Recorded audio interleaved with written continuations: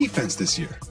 The secret to the Rockets' success starts on the offensive end, and a philosophy that was championed by their general manager, Daryl Morey, and he never wavered in any way, shape, or form about building a team that can make threes at an astronomical, historic rate. Then you go and hire Mike D'Antoni, who implemented that system in Phoenix, and now it's on steroids in Houston when you have an MVP candidate in James Harden that can get you 30-plus points and lead the league in total buckets, but also lead the league in assists. Not many players are that level special to be able to do that. Then you bring in Chris Paul, future Hall of Famer, 18-9 averages, gets you 2 steals, a bulldog on the defensive end. Now all of a sudden, you're not only getting it done on the offensive end, but you add CP, as I mentioned. Trevor Ariza's still there. Tucker is a really good defender, which is why he's in the league. Capella defends his position really well, finishes down low. Now you have a team that has the ability to win on both ends of the floor. I really think that is the difference this year with the Rockets. It's Tucker, it's Luka Mbamute, who should be back from a shoulder injury soon. And you've got Ariza, who's a good defender.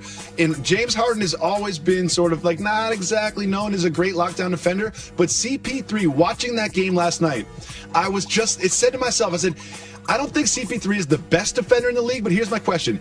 Is CP3 the most annoying person to have cover you in the league? No question.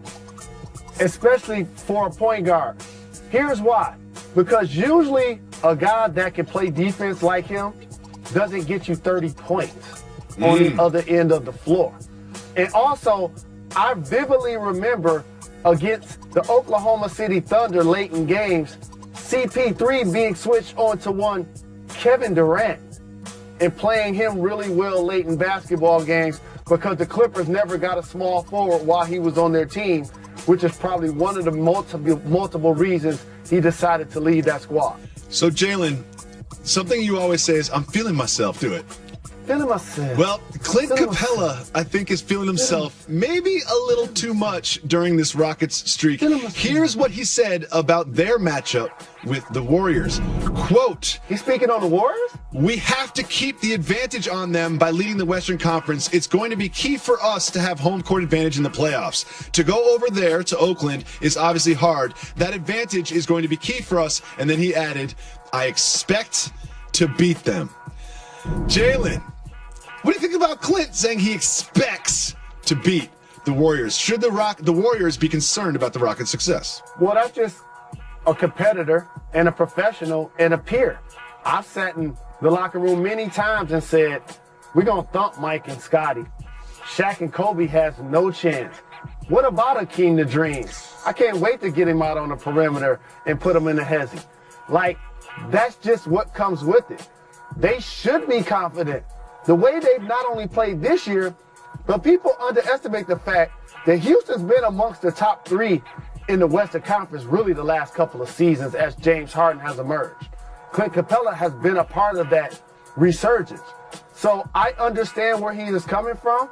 And yes, they are a foe that's going to look the Golden State Warriors eye to eye as the season progresses. I think that the Rockets are a legitimate threat to the Warriors in the Western Conference. I really think they are, especially when you look at the game playing on Thursday night. No Steph, no Draymond, no Zaza, no Nick Young.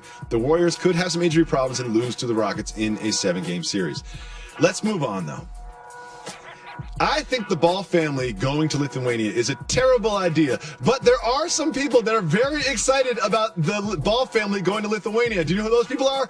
Lithuanians! Check out this welcome video that they produced for the Ball family. This video is for Ball family. LaVar Ball, LaMelo Ball, LiAngelo Ball, and Manute Ball. Jello, bro. We're sorry, in Prienai we don't have Louis Vuitton. That will be easier for you to concentrate for basketball. Everybody say that in Prienai nobody speaks English. That's not true. Excuse me? Do you speak English? No. In case you'll be lonely, you can climb this beautiful mountain and shout. I wanna go home!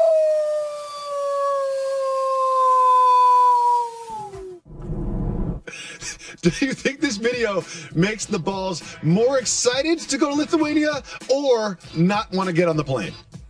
They're going regardless. They signed a contract. The things I'm more worried about are the instances that you brought me behind the curtain and enlightened me to. Is the fact that the team's in last place, the coach doesn't speak English, they barely have a place to practice. When you're low on funds and a team signs you to a deal, you could show up one day and they're like, we don't have a check for you. So that's what I'm more worried about than this video, which, as you also acknowledge, you could be mean, which he was really doing, the Louis Vuitton shot. Let's be honest. If you're funny. And it actually was. Exactly. Well, first of all, I'm surprised that you actually listened to me because that is rare. But second of all, you weren't really listening to me because I never said they were in last place. They're actually 4-1 and, not doing that bad. Coming up next on Jalen and Jacoby, the Lakers and the Cavs played earlier this evening, but were the Lakers auditioning for LeBron James? That's next. Welcome back to Jalen and Jacoby on ESPN2 and ESPN Radio. Jalen Rose, earlier this evening, the Lakers played the Cavaliers in Cleveland. And of course, that meant that people were going to talk about the potential of LeBron James going to the Los Angeles Lakers. Do you believe that the Lakers were auditioning for LeBron James earlier this evening? Maybe they were, but it's irrelevant because we've already talked about the excellence that's taking place with the Golden State Warriors and how the upstart Houston Rockets have now become a legitimate contender to that crown. We didn't mention the fact that Kawhi Leonard just returned to the San Antonio Spurs for a squad that has seen LaMarcus Aldridge play at an all-star level again. There's no room for the Los Angeles Lakers in that mix based on the players that are on their team. For LeBron James to sign with them and catapult them to the next level, that is not going to be an option moving forward. And I would say that the Lakers were not auditioning for LeBron James as much as if LeBron James were to go to the Lakers, he's not going alone. So somebody on that team is going to get Andrew Wiggins. If LeBron James does go to the Lakers, he's going to look at someone like Ingram or Randall and say, hey, why don't we package them for a legitimate player, and I'll bring myself and maybe another big free agent, and we can work something out. Is that cool, Magic? And also, as you kind of alluded to, Ramona Shelburne is now reporting that Los Angeles is still in the hunt for a potential LeBron James destination, but is also a long shot.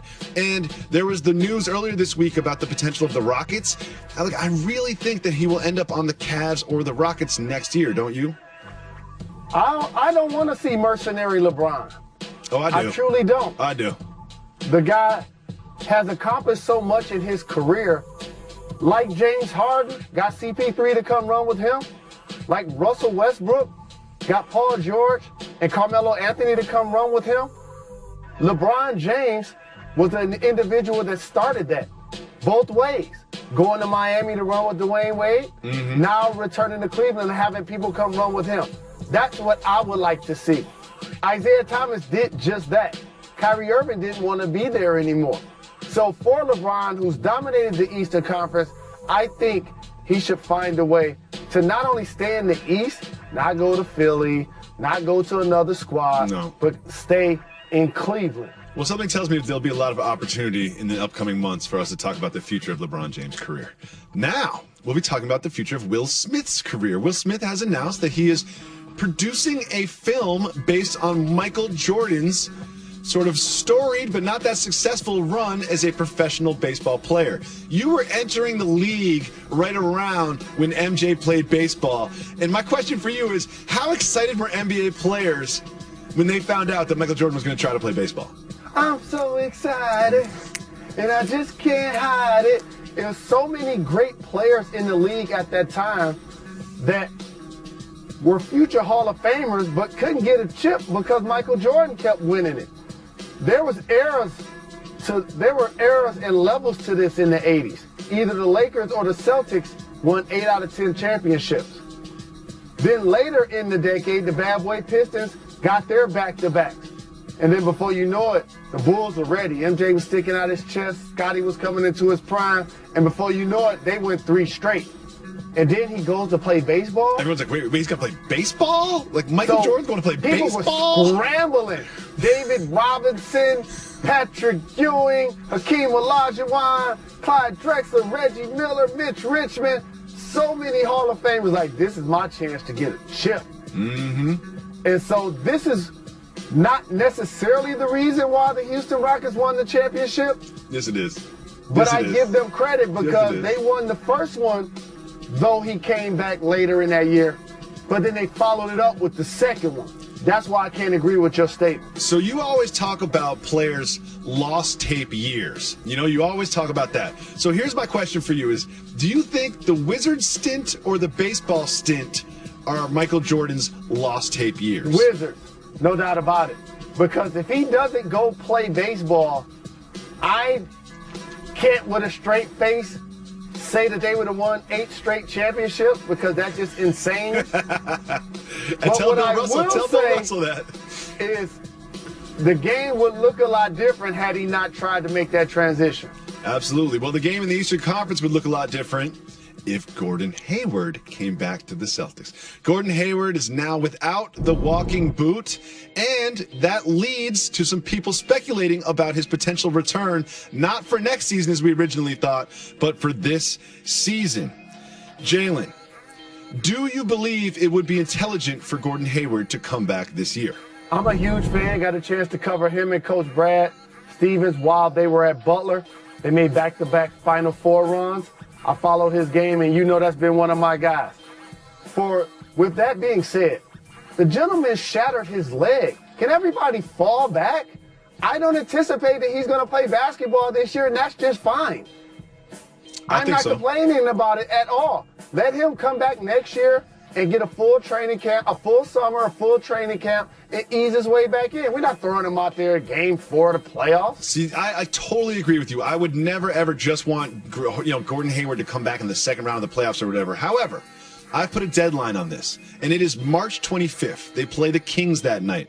If he plays March 25th, that would give him 10 games of regular season warm-up before the playoffs. Like, would you think that would be a proper amount to come back? Like, that would be an accurate time to sort of set the deadline? Absolutely, because after you do this grueling rehab that he's going to endure, if the player is able to go, you want him to be able to compete and play basketball. That's the reward. Jalen, are you impressed that I did some research? I was surprised when the word research came out of your mouth. I looked twice to see if that was actually you. You notice Jalen and Jacoby, not Sports Nation. No, I do so much more preparation for Sports Nation than I do for this show. I think that's what makes this show good, though. At least that's what I'm telling myself every You night when wear I go a to bed. blazer, you got a haircut, looking handsome. Look how you show up at our program. I'm just trying to keep the flavor of our program organic and genuine. Coming up next on Jalen and Jacoby, Kyrie Irving wore a shoe with Jalen's favorite food all over it. We'll show you.